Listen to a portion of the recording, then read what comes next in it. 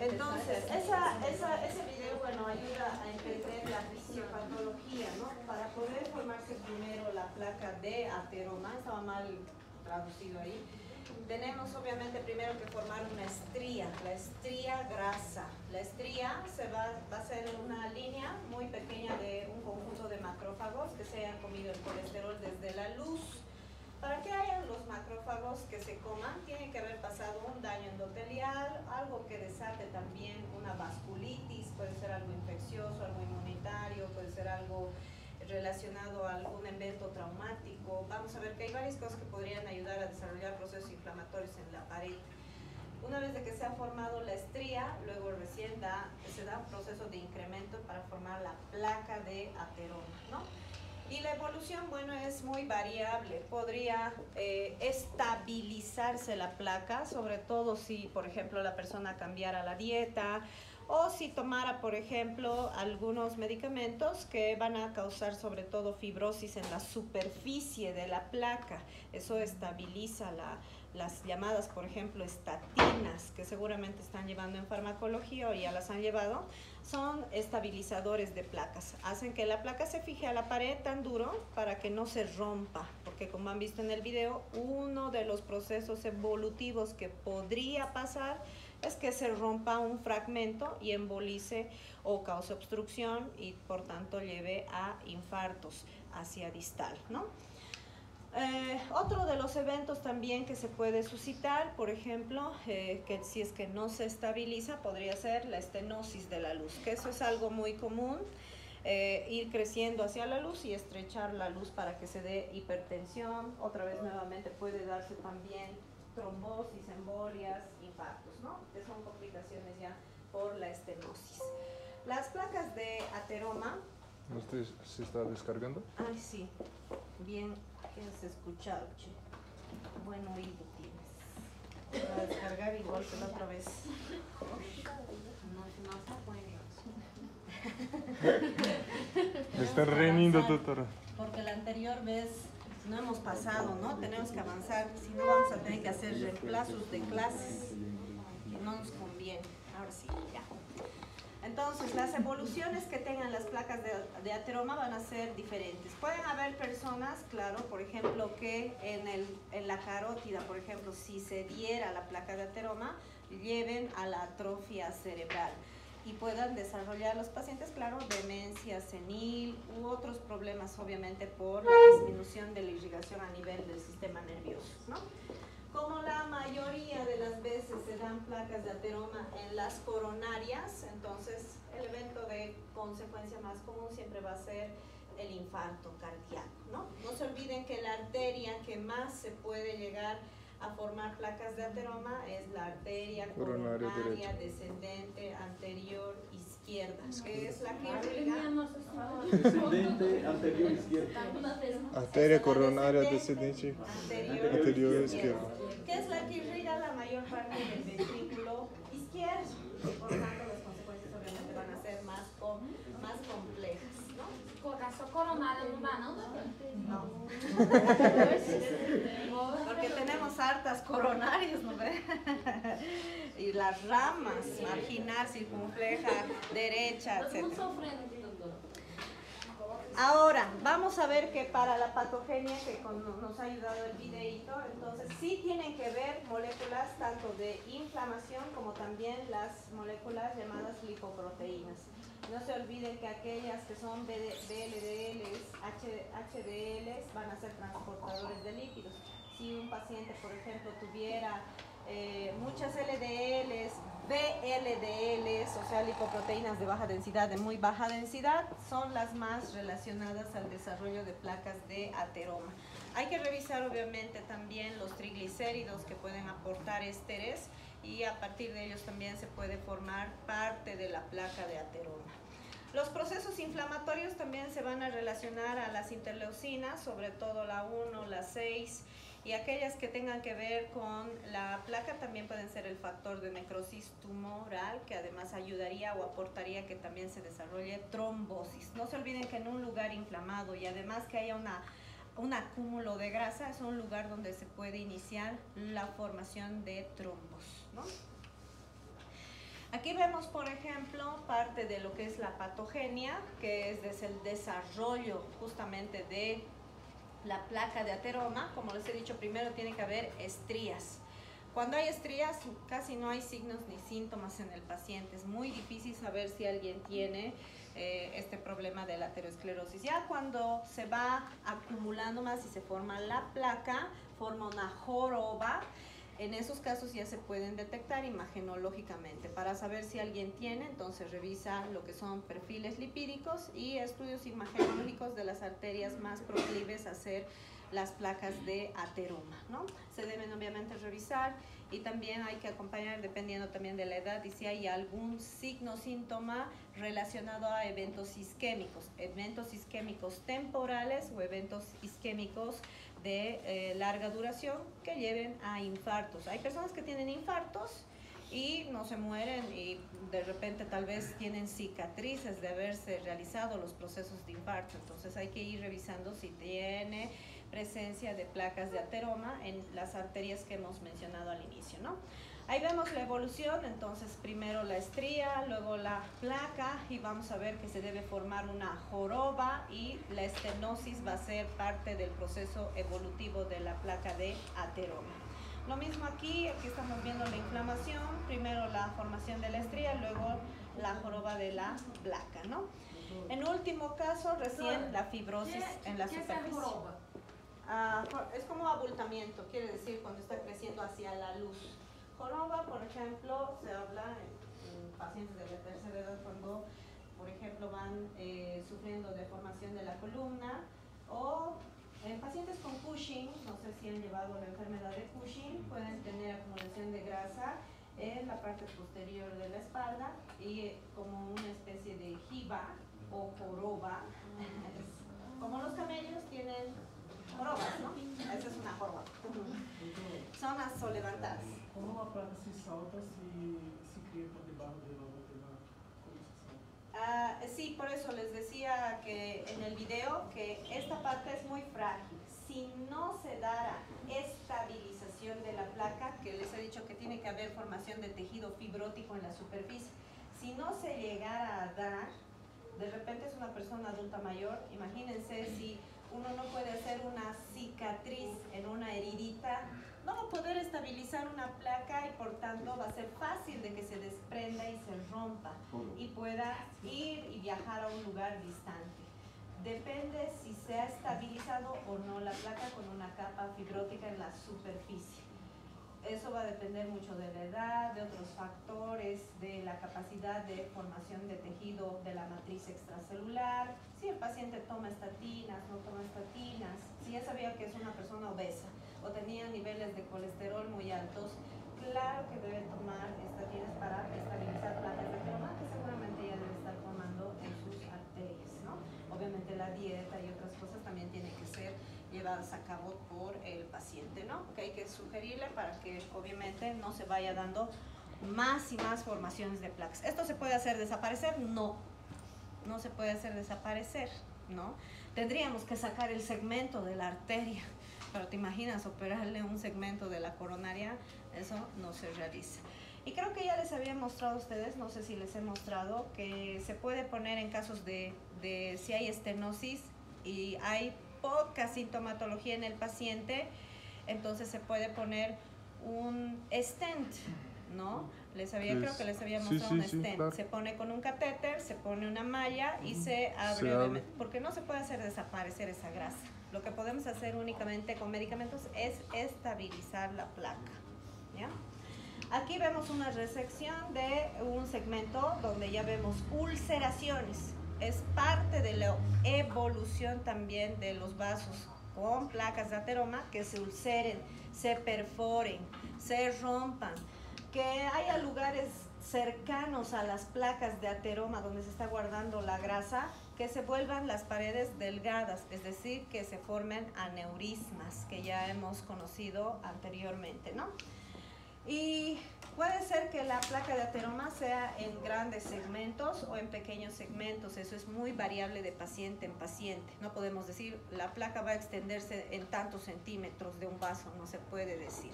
Eso hay que ir viendo claro con estudios imagenológicos. Se puede hacer obviamente arteriografía para ver toda la pared, para ver cuántos del segmento de la arteria está comprometida. Y si es un gran segmento, hay mucho estrechamiento, se debe hacer angioplastía con el stent para poder ayudar a tener una buena circulación, ¿no?, de la sangre. Ahora, vamos a ir viendo otras enfermedades. Entonces, ¿cuál sería el tratamiento? Acabo de decir, habría que hacer angioplastías, ¿no? Si digamos ya tengo un paciente, se ha infartado porque se estenosó una luz de un vaso con la placa de angioplastía. Obvio hay que mantenerlo anticoagulado, hay que dar fibrinolíticos para evitar procesos de trombosis, sobre todo después de haber realizado la angioplastía. Ya les había indicado en otra imagen, justo cuando les enseñé lo del stent, que el stent tiene también elementos, medicamentos que va liberando poco a poco para que no se den procesos de oclusión. Ahora, no hay nada aquí garantizado ni del 100%. Puede ser que yo le haga la angioplastía, se le haga todos los cuidados necesarios, igual se estenose. Pero eso pasa en muy poco porcentaje de los pacientes que se les hace la angioplastía. Por eso es un tratamiento recomendable, ¿ya? No se puede hacer desaparecer las placas de ateroma. Estabilizar, sí, con las estatinas, ¿no? Ahora vamos a ver otras enfermedades que son aneurisma y disección. Ya sé que les he enseñado aneurismas, pero vamos a ir viendo ahora estas que son sobre todo adquiridas, porque las que les he enseñado sobre todo eran las congénitas. Ahora vamos a ver más las adquiridas. Ahora, los aneurismas ya nos definimos, no son dilataciones anormales de segmentos de las arterias por adelgazamiento de la pared y que son proclives como consecuencia a romperse, ¿no? Los aneurismas se pueden dar, les he dicho, en vasos arteriales o en el corazón, ¿no? Entonces vamos a ver que generalmente después de haber sufrido procesos de infarto. Uno de los vasos que generalmente sufre procesos de aneurisma es la aorta, ¿no? Ahora, es importante saber que hay varias situaciones por las que uno puede adquirir y desarrollar aneurismas, entre ellos la hipertensión. Tanto que se golpean los vasos, se vuelven delgadas las paredes y se vuelve aneurismático, ¿no? Y los que se vuelven así generalmente son los que emergen del corazón. Aorta nuevamente es el principal. Puede ser por la aterosclerosis, sobre todo distal o cercano a la placa de ateroma, que hace rato también lo he mencionado. Puede ser por tener sífilis, generalmente en pacientes que tengan sífilis, los microorganismos, el treponema, que es el culpable, vamos a ver que puede desatar vasculitis y llevar al adelgazamiento y a la mala renovación de los componentes de la pared y se desarrolla un aneurisma. Generalmente también de la aorta. Suelen ser el vaso básicamente, cualquiera de sus segmentos, el favorito para desarrollarse procesos de aneurismas, ¿ya?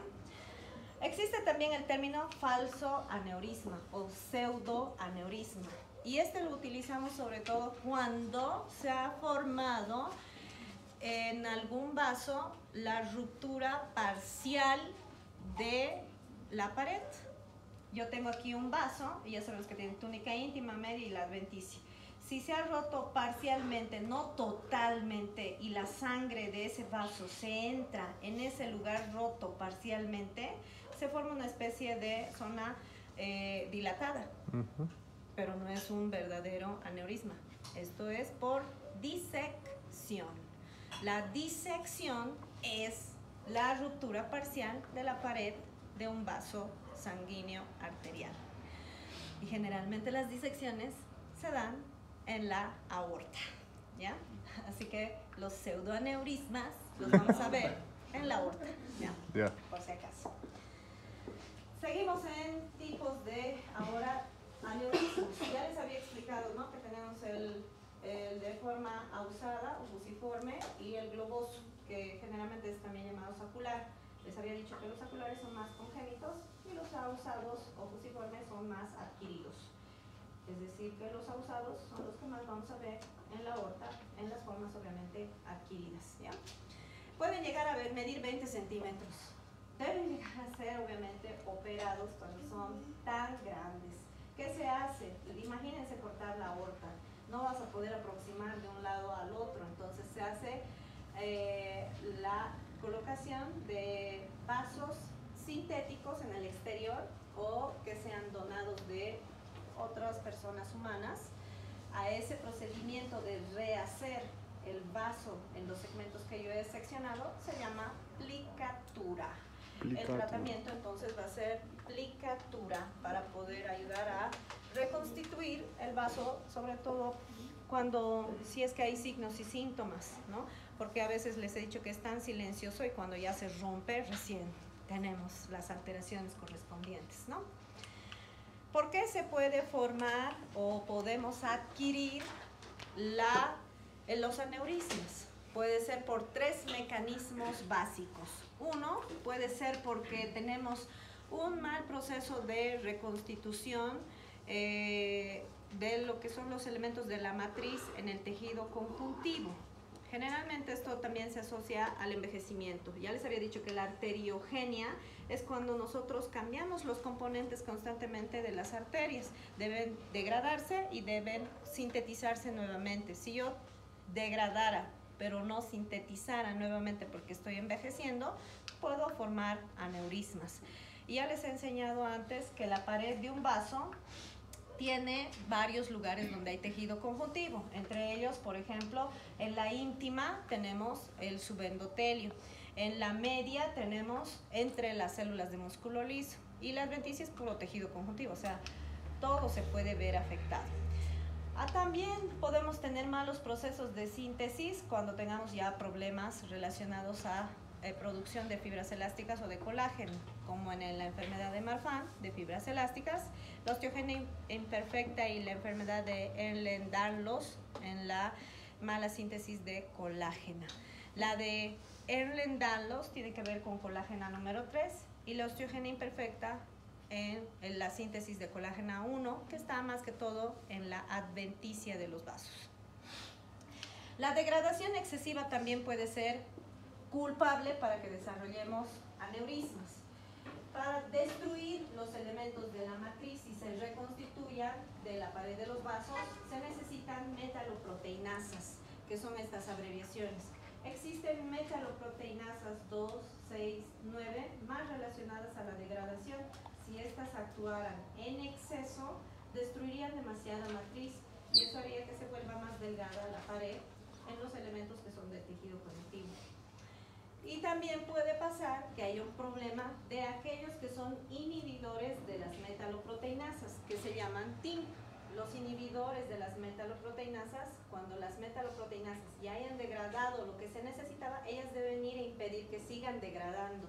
Podemos tener defectos genéticos también en las TIM y eso generaría demasiada degradación. Entonces estos procesos de degradación excesiva van a llevar a reblandecimiento y adelgazamiento de la pared y generar aneurismas.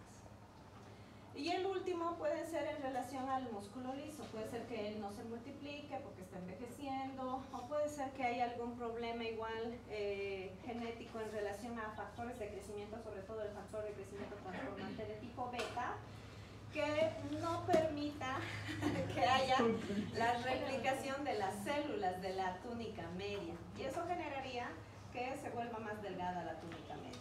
Y cualquier vaso arterial podría volverse aneurismático, ¿no? Entonces vamos a ver que, claro, hay patologías asociadas en relación al músculo liso, que puede ser el generador para el desarrollo del aneurisma adquirido, ¿ya? Estos tienen que ver mucho con la parte adquirida, excepto estas enfermedades que he mencionado. Estas tienen que ver con orígenes genéticos. Tal vez estas sean más relacionadas a aneurismas congénitos, ¿ya?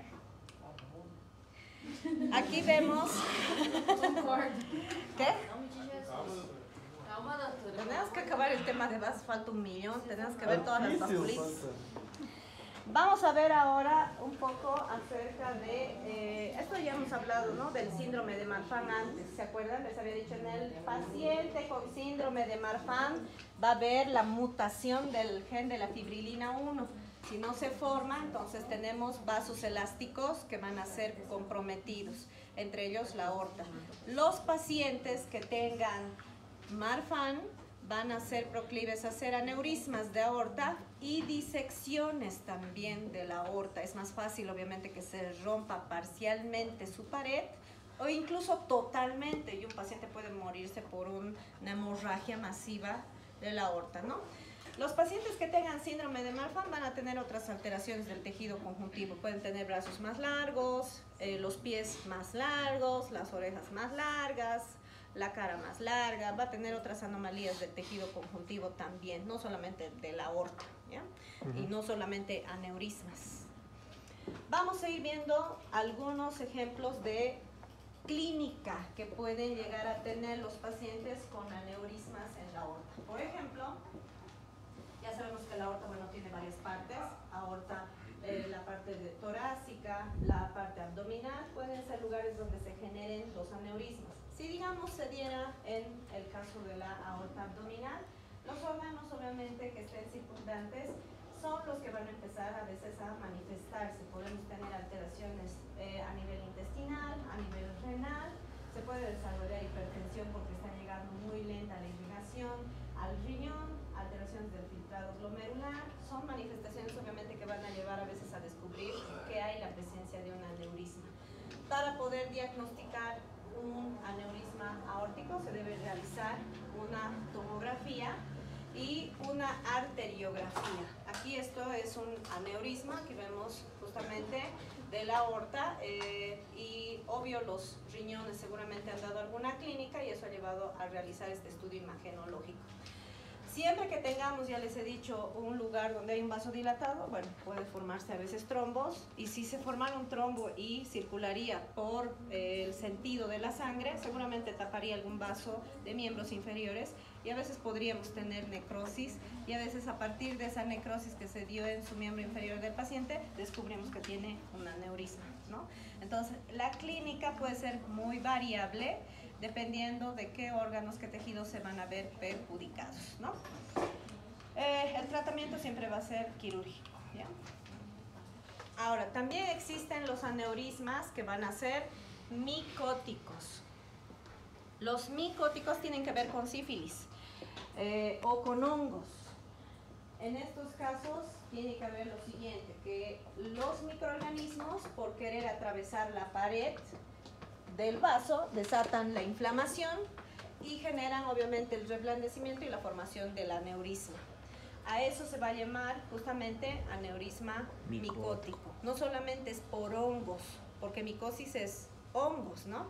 Puede ser también por culpa de agentes bacterianos que causen inflamación, reblandecimiento y adelgazamiento de la pared, ¿ya? Muchas veces un paciente que haga un aneurisma de este tipo sí puede morirse obviamente por sepsis, porque quiere decir que la gente está proliferando a nivel sanguíneo y podríamos tener shock incluso séptico, ¿no? Otro lugar donde se puede dar es el torácico. Bueno, aquí sí hay múltiples cosas que podrían aparecer, desde tos en el paciente, podría haber mucha irritabilidad de nervios que estén circundantes al aneurisma, y podríamos tener también, por ejemplo, lesiones de la columna, de costillas circundantes a la aorta torácica. Hay muchas manifestaciones, sobre todo relacionadas a dolor, tos, la parte respiratoria, que podrían ayudarnos a veces a descubrir justamente que el paciente tiene el aneurisma, ¿no? Igual debe ser un estudio imagenológico. Uno de los pacientes que más desarrollan aneurismas, obviamente, de la aorta torácica, son los de Marfan. Aquí tengo algunas de sus alteraciones, aparte obviamente del desarrollo de el aneurisma aórtico torácico. Vamos a ver que pueden haber otras alteraciones. Una persona de mucha edad y que también haya tenido problemas cardíacos, aterosclerosis, infartos, generalmente son los que también pueden desarrollar el aneurisma de la aorta torácica, ¿ya? Otra enfermedad de los vasos es la disección. Ya les he explicado qué es la disección. Es la ruptura parcial de la pared de un vaso arterial. La disección, vamos a ver que puede llevar a la muerte del paciente. Para saber cuál es el tipo de disección que lleva a la muerte del paciente, debemos conocer clasificaciones de disecciones. Y eso es lo que voy a enseñarles. Existen dos clasificaciones muy conocidas, la de Backey y la de Stanford, que seguramente lo han visto en otras materias también.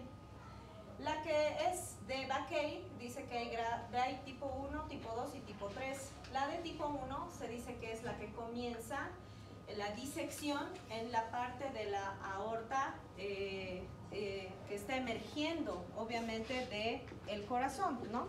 La aorta ascendente. Pero esta, además, debe extenderse hacia la parte distal del callado, para llamarse de tipo 1. La de tipo 2 debe empezar en la aorta ascendente, pero no debe progresar más allá del callado. La de tipo 3 debe comenzar después del callado y extenderse hacia distal. Esa se llama de tipo 3. Esta es la de Backey. Y la de Stanford dice que solo hay dos tipos, la de tipo A y la de tipo B. La de tipo A es la 1 y la 2 de Backey, es decir, que ambas se comienzan en la aorta ascendente y puede o no progresar hacia distal.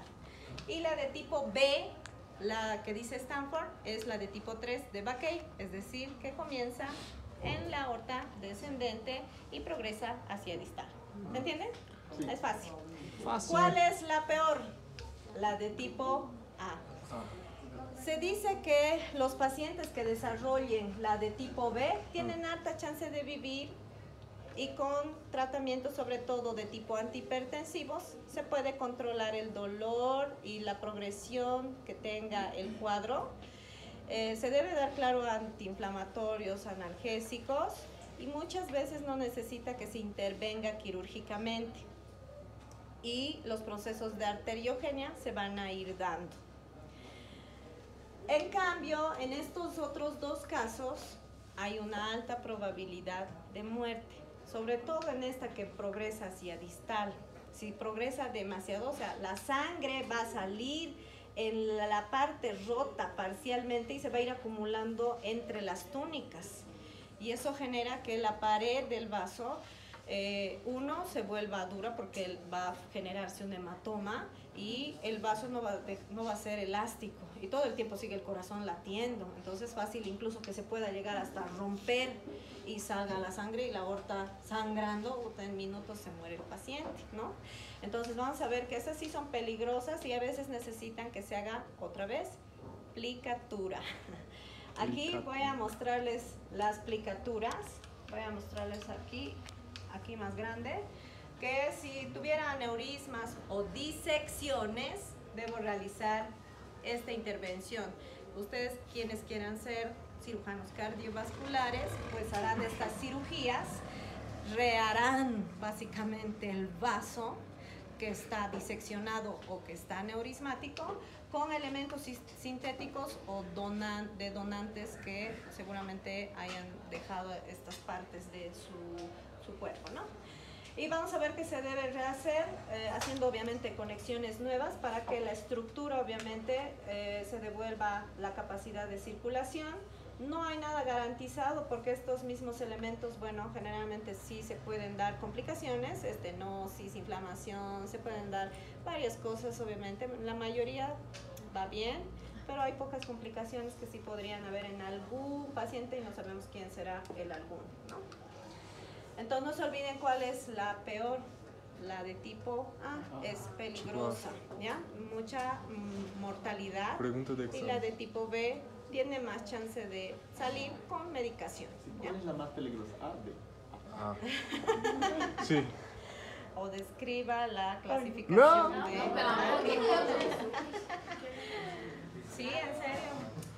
Ya.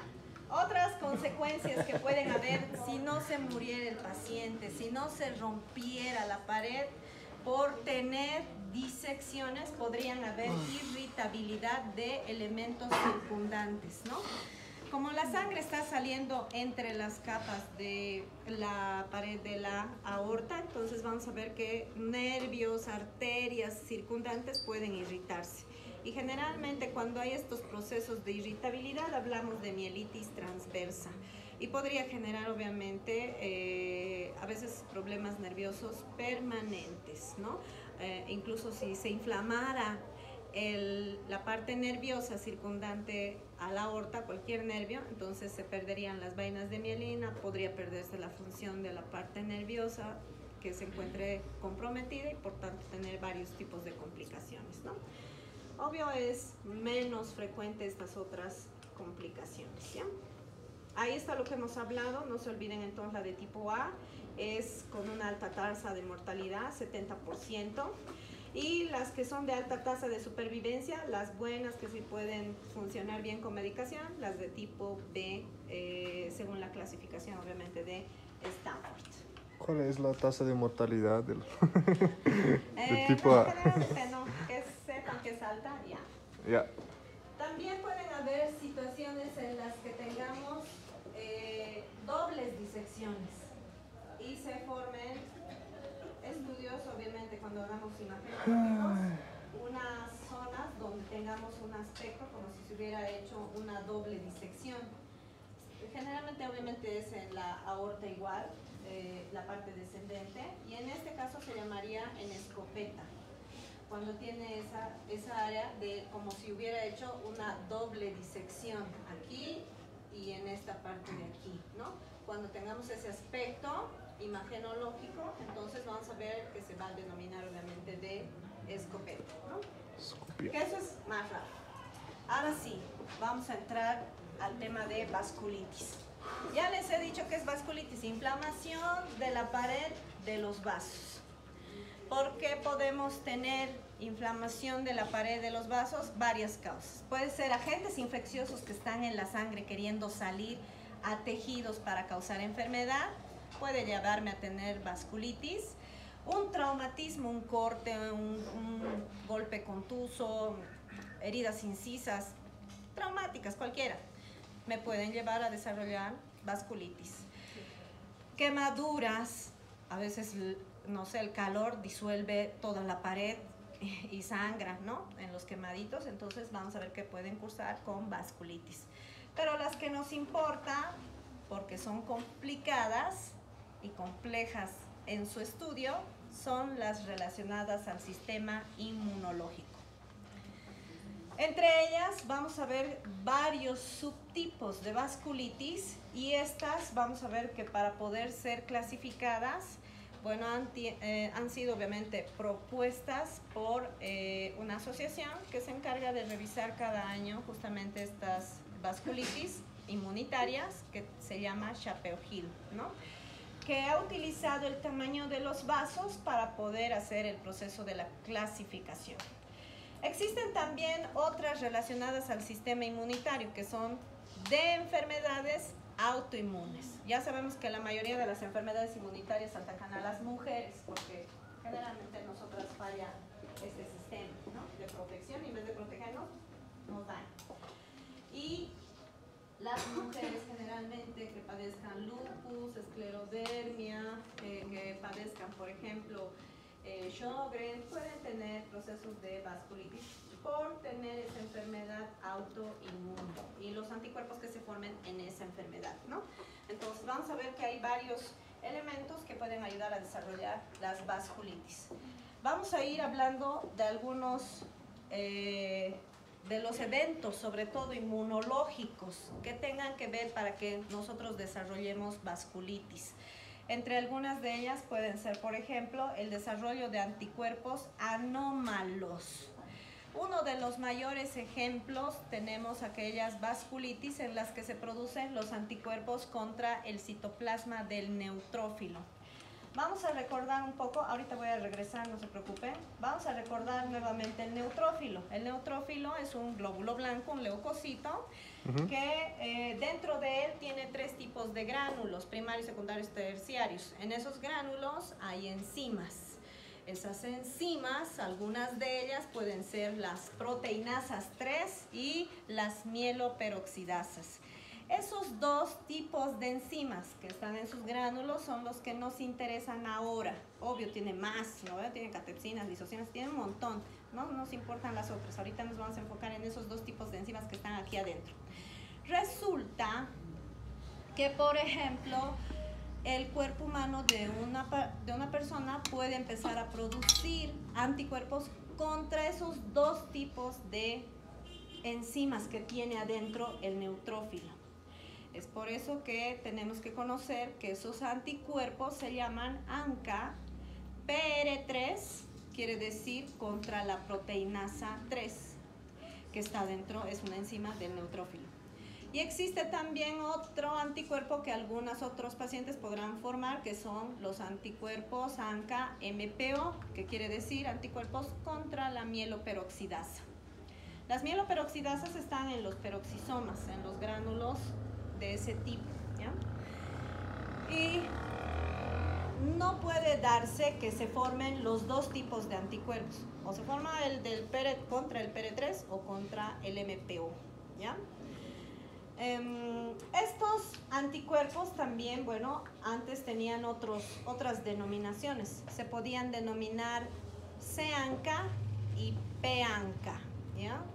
Obvio, hoy en día podemos pedir con estos nombres. ANCA-PR3 y ANCA-MPO son las denominaciones que más se utilizan hoy en día, ¿ya? Pero es contra esos enzimas. Si una persona desarrollara estos anticuerpos contra estas enzimas y ya sabemos que los neutrófilos están nadando en nuestra sangre, es básicamente que los atacáramos en la sangre y se le van a lesionar los neutrófilos y sus componentes que tienen sus otros gránulos van a salir y van a irritar la pared de ese vaso donde estaba este neutrófilo corriendo en la sangre, y eso generaría vasculitis. Ahora aquí vamos a poner la parte más importante. Si un paciente desarrolla los anticuerpos contra el PR3, el paciente va a tener una vasculitis que se va a llamar de tipo Wegener. Wegener. Wagner. O Wagner, que es mencionado Wagner en portugués, pero en español Wegener, ¿ya? Y contra la mieloperoxidasa o contra el MPO va a desarrollar el paciente dos tipos de vasculitis. Generalmente está más asociada con la de Chag-Strauss y también puede llegar a ser en las vasculitis de microvasos, colangitis microscópicas, ¿ya? Pero es más de Chag-Strauss, pero podría aparecer también en colangitis microscópicas, ¿ya? En esos dos tipos de vasculitis. Ahora aquí viene, porque no es medicina 2 más 2 es 4, lo siguiente. Para decir que un paciente tiene Wegener, yo necesito criterios. Necesito decir, este paciente tiene que tener esto, y podría ser uno de los criterios que tenga los anticuerpos PR3. Podría tener casi un 95 a 98% de los pacientes que den positivo a los ANCA-PR3. Hay un 2%, 3% que no. Esos pueden tener otros criterios que hagan que diga que sí tiene Wegener. ¿Se entiende? Yes. Así que solo con esto no es en el 100% que puedo determinar, pero en un alto porcentaje sí. ¿Ya? Entonces, no se van a olvidar este tipo de anticuerpos de algunas vasculitis específicas. Es por comentar nada más, porque ahorita vamos a estudiar cada uno, ¿ya? Esto es algo muy grande que explicar. No sé, señora. Es para morirse. ¿Qué hora es? 7:46. 7:50. No, Ya. Siguiente. Doctor. Otros ejemplos. Ya no entiendo. ¿Qué? ¿Qué tienen las flebitis? ¿Quieres saber qué es flebitis? Muy bien. Flebo, vena. Titis, inflamación. Inflamación de la pared de las venas. Flebitis. Yo podría tener tromboflebitis y flebotrombosis. de sus términos, ¿no? Tromboflebitis, por ejemplo, eso les he enseñado en pato general, tal vez se te venía por eso a la mente. Tromboflebobitis. Es porque se ha formado un coágulo, tapó la vena y esa vena tapada se ha dañado su pared y se ha inflamado. Tromboflebitis. Tromboflebitis. O puede ser que algo ha dañado tu vena, su pared, y la lesión endotelial de tu vena ha despertado la trombosis y tienes tromboflebitis. Por ejemplo, si le pongo un catéter a mi paciente para ponerle los medicamentos, una vía, yo estoy metiendo la bránula, voy a meterla a la vena. Si digamos yo no he tenido los cuidados, no sé, no es una enfermera y le ha puesto sucia la bránula y arrastrado, no ha limpiado, etcétera, y ha arrastrado microorganismos, se va a inflamar la vena y ese lugar puede formarse un trombo. O tal vez no se forma trombo, va a tener igual flebitis. Flebitis, inflamación de las venas. Hay varias cosas que pueden llevarte a la inflamación de tus venas. Puedo tener vasculitis. En las que haya flebitis, claro que sí, porque vamos a hacer la clasificación de Chapel-Hill, que dice Chapel-Hill que las vasculitis se pueden clasificar en grandes vasos, las vasculitis de medianos vasos y las vasculitis de pequeños vasos. ¿Cuáles son ejemplos de pequeños vasos? Capilares y vénulas. ¿Se dan cuenta? Y cuando tengo la vasculitis en una vena, es una flebitis. ¿Se dan cuenta? Ya. Estamos en la...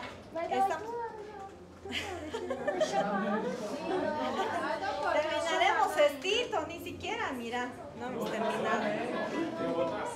Ya avanzamos mucho. Dos pinches enfermedades hemos hecho hoy día. Ya lo vamos a dejar ahí, tanto ya están hastiados de mi patología. Me van a hacer recuerdo que no he terminado cómo se pueden originar las vasculitis. Solo he dado una probabilidad. Hay varias probabilidades que hay que analizar. Voy a hablar de algunitas, ¿ya? Pero eso las aprobó. Difícil. Doctor, ¿cómo se acuerda de todo? No me acuerdo de todo. Pero es que ya han pasado tantos años que parece que es de... como si me cambiara. Parece fácil. Ajá. Y apréndemelo la luz, porfa.